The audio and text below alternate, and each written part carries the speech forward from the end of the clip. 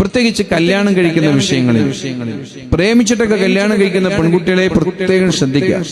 നിങ്ങളുടെ ഈ ചോരത്തിളപ്പുള്ള സമയത്ത് എനിക്ക് അയാളെ തന്നെ വേണം എന്ന് പറഞ്ഞ് വാശി പിടിച്ചുകൊണ്ട് കല്യാണം കഴിച്ചാലേ നിങ്ങൾ പിന്നെ ഖേദിക്കും. കാരണം ഉമ്മാന്റെയും ഉപ്പാന്റെയും തൃപ്തിയില്ലാത്തൊരു കല്യാണത്തിൽ അല്ലാഹു ബർക്കത്ത് ചെയ്യൂല. അത് 100% ഉറപ്പാണ്.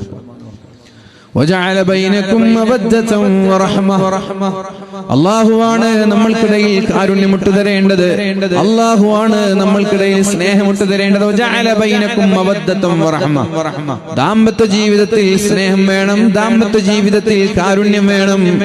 ദാമ്പത്യ ജീവിതം തന്നെ അല്ലാഹു നമ്മൾക്ക് നിർബന്ധമാക്കിയത് സമാധാനത്തോടെ ജീവിക്കാനാണ്. എന്നാൽ മാതാപിതാക്കളുടെ കണ്ണുനീര് കുടിച്ചിട്ടാണ് ഒരാൾ വിവാഹത്തിന് തയ്യാറാവുന്നതെങ്കിൽ ആ ദാമ്പത്യ ജീവിതത്തിൽ അള്ളാഹുവിന്റെ തൃപ്തി ഉണ്ടാവൂല, അള്ളാഹുവിന്റെ തിരുനോട്ടം ഉണ്ടാവൂല, അള്ളാഹുവിന്റെ സഹായം ഉണ്ടാവൂല. അള്ളാഹു ആ ദാമ്പത്യ ജീവിതത്തിലേക്ക് സ്നേഹമിട്ടങ്ങോട്ട് തരൂല്ല. അതുകൊണ്ട് വാശി പിടിച്ചിട്ടൊരു കല്യാണം ആരും കഴിക്കണ്ട. എന്തുണ്ടെങ്കിലും തുറന്നു പറയാൻ നമ്മൾക്ക് ഉമ്മമാരോട് ഉപ്പമാരോട് തുറന്നു പറയാൻ പറ്റണം. ചെറുപ്പക്കാരും രണ്ടാളോടും പറയാം. രണ്ടാൾ അങ്ങോട്ടും ഇങ്ങോട്ടും പ്രേമിച്ചാൽ ഉപ്പയും ഉമ്മയും വേണ്ട എന്ന് പറഞ്ഞാൽ വേണ്ടാന്ന് വെക്കാൻ നമ്മൾക്ക് കഴിയണം.